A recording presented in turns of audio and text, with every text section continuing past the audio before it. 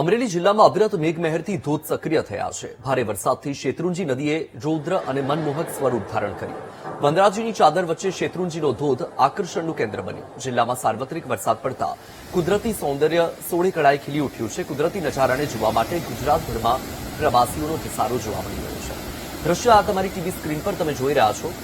શેત્રુંજી ધોધના છે, જ્યાં એક તરફ અમરેલીમાં મેઘમહેર અને મેઘમહેરથી ફરીથી ધોધ સક્રિય થયા છે, જીવંત બન્યા છે, ધબકતા થયા છે અને તેની સાથે જ જે કુદરતી સૌંદર્ય છે એ ખીલી ઉઠ્યું છે, કારણ કે વનરાજી ખીલી ઉઠી છે. દૂર દૂરથી લોકો આ ધોધનો નજારો માણવા માટે આવી રહ્યા છે.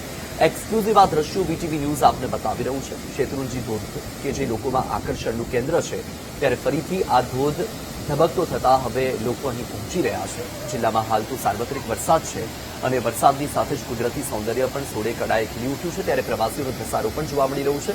ત્યારે વીટીવી ન્યૂઝ પણ તમામ લોકોને અપીલ કરે છે કે જ્યારે પણ તમે ધોધ કે એવો કોઈ નજારો માણવા માટે જાઓ છો ત્યારે તમે સાવચેતી દાખવો, કારણ કે સાવચેતી એ જ સલામતી છે. તમારી કોઈ પણ એક નાની બેદરકારી જીવનું જોખમ થઈ શકે છે.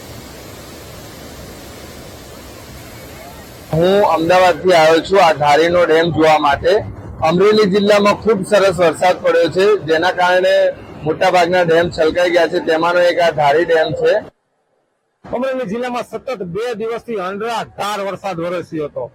અનરાધાર વરસાદ વરસતા ગીરના જે નદી નાળાઓ છે એ છલકાઈ ઉઠ્યા છે. ગીરનું સૌંદર્ય છે એ કુદરતી રીતે સોળે કળાએ ખીલી ઉઠ્યું છે. આપણે શેત્રુંજી નદી પર છીએ.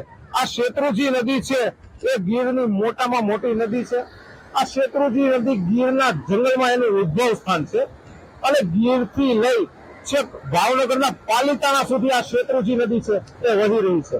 આ શેત્રુંજી નદી પરનો હાલ છે આ ધોધ છે ધારી નજીકનો, એ લોકોનું આકર્ષણનું કેન્દ્ર બન્યો છે. આ ધોધ જોવા લોકો ગુજરાતભરમાંથી અહીં આવી રહ્યા છે.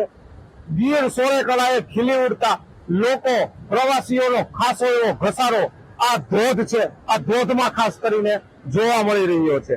Dilip Jiruka, VTV news, Amreli.